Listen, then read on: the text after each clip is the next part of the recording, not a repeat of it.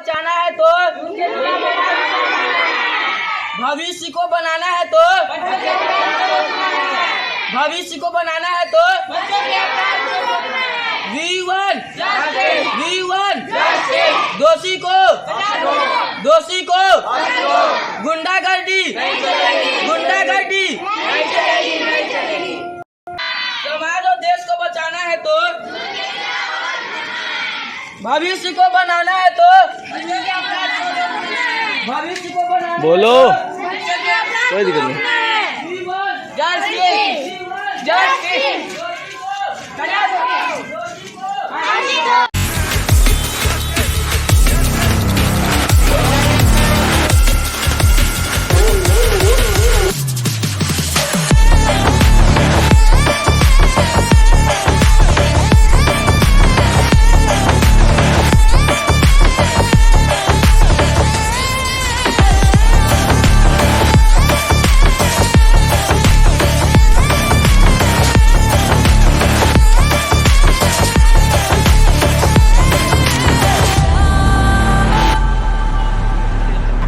दोषी को We want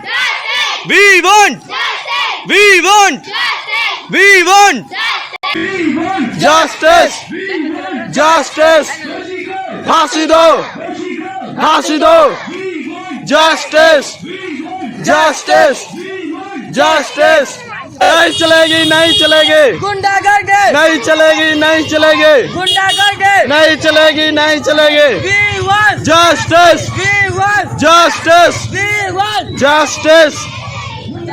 नहीं चलेगी फांसी दो justice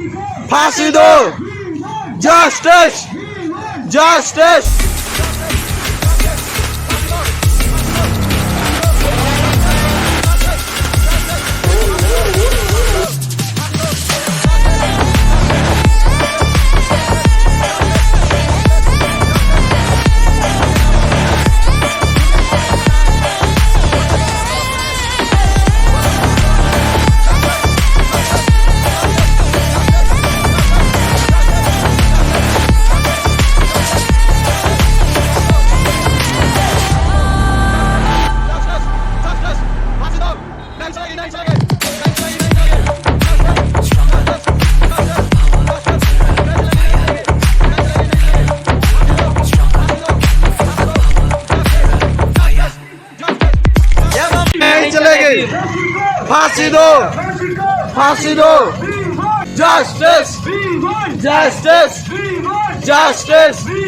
justice जुर्म के खिलाफ आवाज उठाना है जुर्म के खिलाफ आवाज उठाना है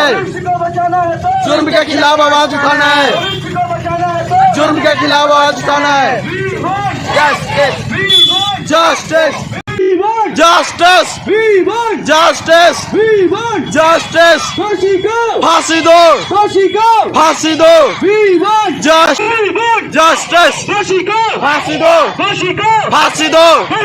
फांसी दो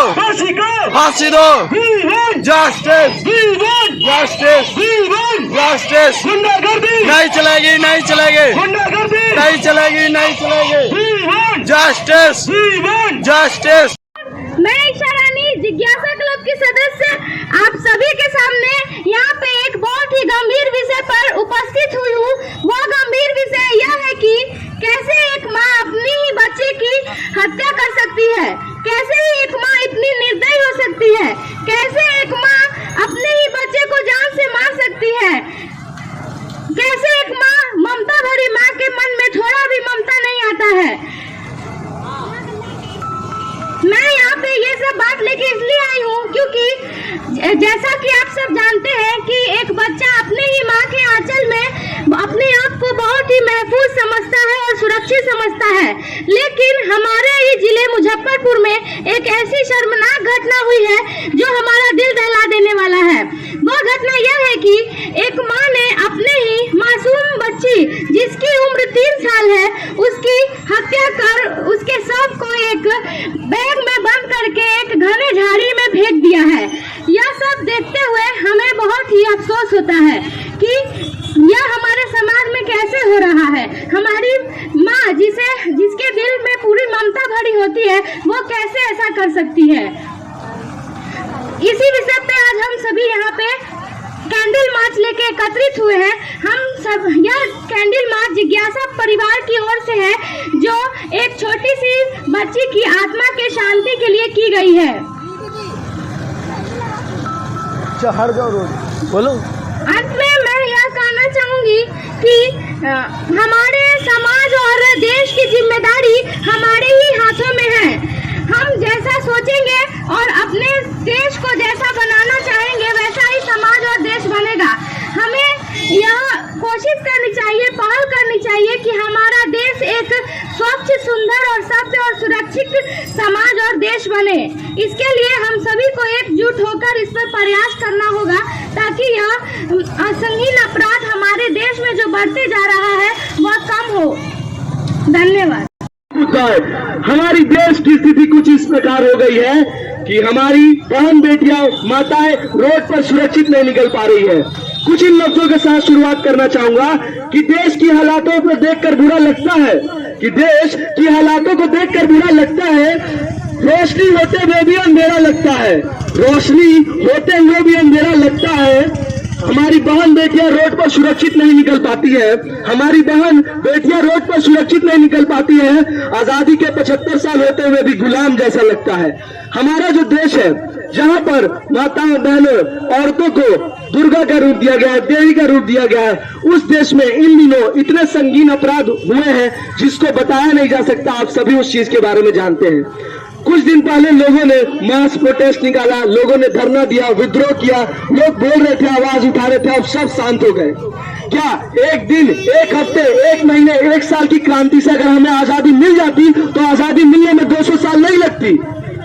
आवाज डेली उठाना पड़ेगा, हर एक छोटी सी छोटी चीज पर उठाना पड़ेगा, सभी लोगों को छोटी सी छोटी बातों पर भी बोलना पड़ेगा। जब हम छोटी छोटी चीजों को बताएंगे, बच्चों को समझाएंगे, तब जाके हमारा समाज एक सभ्य समाज बनेगा। जिस तरीके से कहा गया है कि बूंद बूंद से घड़ा भरता है, उसी प्रकार अगर समाज को सुधारना है तो प्रत्येक जो भी कदम है वो छोटा छोटा कदम ही हमें आगे लेना पड़ेगा। कुछ समय की बात है और अभी की बात जो है कि थमा थमा सा लग रहा माहौल कुछ यूं मुझे, थमा सा लग रहा माहौल कुछ यूं मुझे, अंधकार की छाया में रोशनी दबे हुए, अंधकार की छाया में रोशनी दबे हुए, इंसाफ के इंतजार में यूं साल गुजर जाएंगे, इंसाफ के इंतजार में यूं साल गुजर जाएंगे और जो दोषी है वो यूं ही अभिमान करते जाएंगे। हमारे देश के युवा और जितने भी लोग हैं इन सभी को जागरूक होना पड़ेगा, तब जाके ऐसे दोषी या संगीन अपराध करने से डरेंगे। हमारे घर के बच्चे, जो भी बुजुर्ग जो भी है, उन सभी को सोचना पड़ेगा कि हमारा बच्चा कहीं जा रहा है, वो कैसा व्यवहार रखता है, वो देश के प्रति क्या सोचता है। कल कुछ बीते दिनों की बात है, मुजफ्फरपुर जिले के मिकनपुरा इलाके में एक महिला ने अपनी 3 साल की बच्ची की गला रेत कर हत्या कर दी। यह कोई संगीन अपराध नहीं है। माँ और बच्चे का ऐसा अटूट रिश्ता जो कि कहता है कि बच्चा कहीं सुरक्षित महसूस करे ना करे, माँ के आंचल में जरूर सुरक्षित करता है, और उसी माँ ने अपनी बेटी का गला रेत कर हत्या कर दिया। यह समाज के लिए काला धब्बा बन रहा है कि लोग अपने रिश्ते के दांव पे लगाकर ऐसे संगीन अपराध को करते हैं। हमारा समाज एक सभ्य समाज जो कि यहाँ औरतों की पूजा करता है, औरतों को देवी मानता है, उस जैसे समाज में औरतों के साथ डॉक्टर ममिता जिनके साथ कोलकाता में जो कांड हुआ, हमारे मुजफ्फरपुर के पारुल में, और इन तरह की ऐसी कई घटनाएं। निर्भया को इंसाफ मिलने में 7 साल लगे जबकि वो तो जिंदा थी। जितनी भी महिलाएं के साथ पीड़न हुआ है वो तो अभी मर चुकी है, तो उनको इंसाफ मिलने में कितना समय लगेगा। जरा सोच के देखिए कि जहां सरकार भी न्याय के विरुद्ध खड़ी हो चुकी, तो किस उम्मीद से हम गुहार लगाएंगे। जहां सरकार भी न्याय के विरुद्ध खड़ी हो चुकी तो किस उम्मीद से हम न्याय की गुहार लगाएंगे। अरे इंसाफ के इंतजार में इस साल गुजर जाएंगे, माता और बच्चे का अटूट रिश्ते को जिस औरत ने शर्मसार कर दिया, उसे सिर्फ अभी जेल में रखा गया है जबकि उसे फांसी मिलनी चाहिए। इसीलिए हम नारे लगाते हैं, दोषी को दोषी को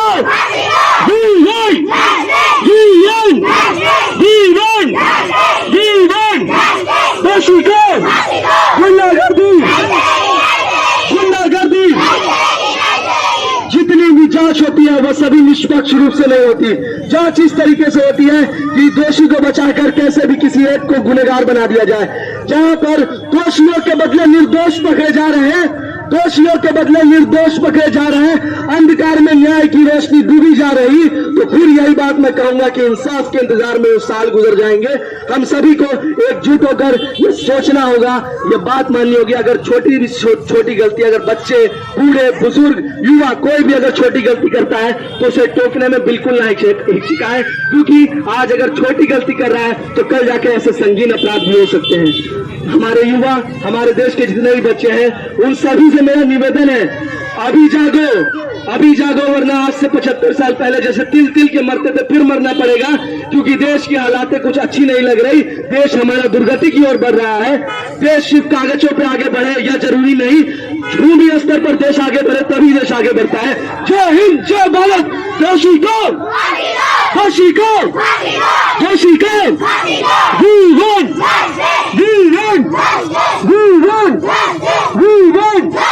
दोषी कौन? दोषी कौन? दोषी कौन? गुंडागर्दी, गुंडागर्दी, गुंडागर्दी, दोषी कौन? जय हिंद। सभी लोग मुझे सुन रहे हैं, मैं आप सभी से सिर्फ और सिर्फ एक ही चीज की गुजारिश करता हूं कि अपने बच्चों पर जरा सा ध्यान दें कि वह बाहर जाते हैं तो कैसा व्यवहार रखते हैं। अगर वह व्यवहार खराब है तो उन्हें टोके, क्योंकि यह जिम्मेदारी आपकी है, जिम्मेदारी समाज की है। समाज को अगर सुरक्षित और सभ्य बनाना है तो यह जिम्मेदारी भी समाज के लोगों की है। लोग ध्यान से सुने, छोटी गलतियों को भी नजरअंदाज ना करें, क्योंकि छोटी सी चिंगारी ही बड़े आग का रूप ले लेती है। उसी प्रकार छोटी गलती आगे चलकर बराबर एक्सीडेंट या इन जैसे हत्याकांडों का रूप ले लेती है। इसीलिए आज भी समय है, अभी भी वक्त है, हमारे समाज को जागना होगा, इन सभी गलत चीजों के प्रति आवाज उठाना होगा और बोलना होगा, दोषी को, दोषी को, दोषी को,